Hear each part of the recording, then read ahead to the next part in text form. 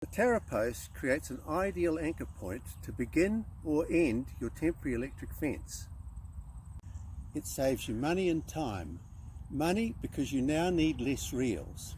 The same reel you hang on the fence can quickly convert to a post-mounted reel simply by attaching and detaching from the Tarapost when you need it.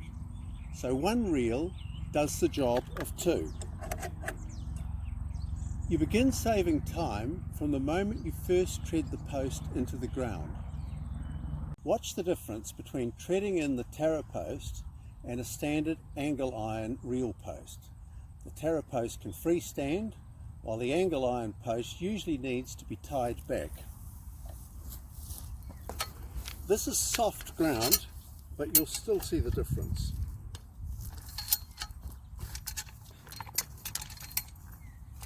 It's still not in properly. It's now in.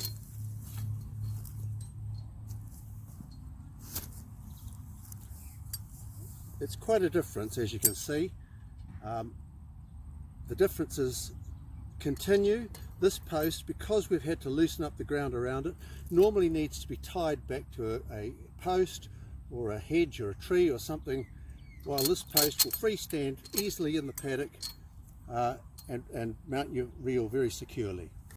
The main spike on the Tarapost is sharpened to a point so that it can easily penetrate hard ground and can actually find its way through between stones, etc. The main anchor point is 300 millimeters long, so you've got a very nice long strong footing.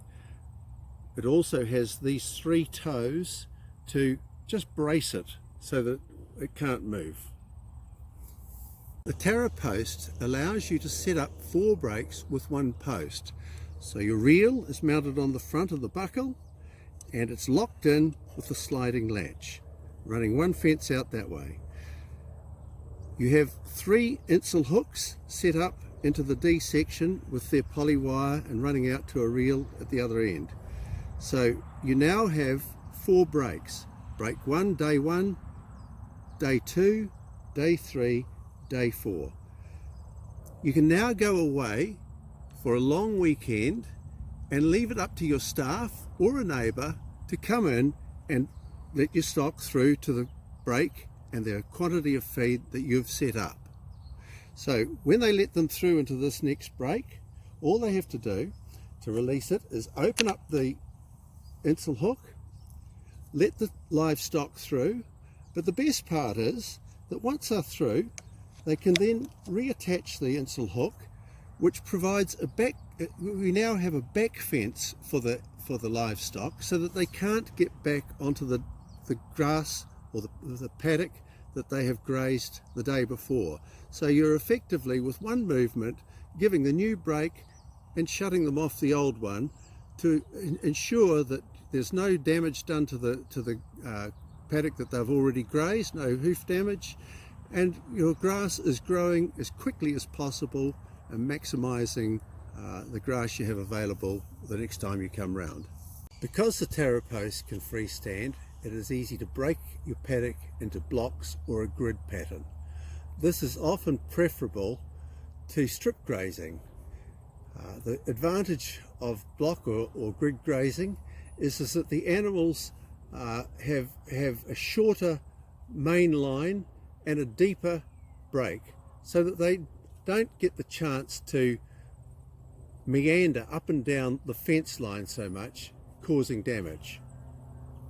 Where small numbers of livestock are involved, you can fit the corner insulator and simply open a sliver of pasture each day in a pie graph.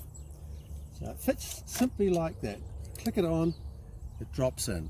Now you can give them whatever amount of grass you like, be it big or small. So it might start like that, and you might give them a little bit more tomorrow, a little bit more the next day, and you'll see that it creates a very, very strong anchor point.